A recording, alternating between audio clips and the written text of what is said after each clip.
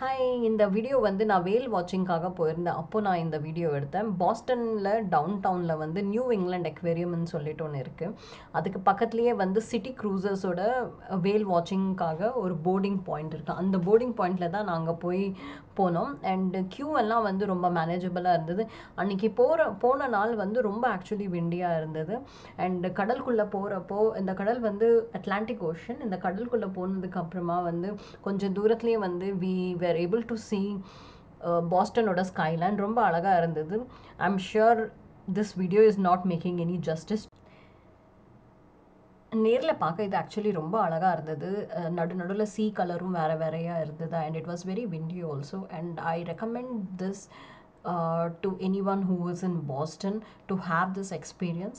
Thank you for watching and please consider subscribing to my channel. Thank you. Bye bye.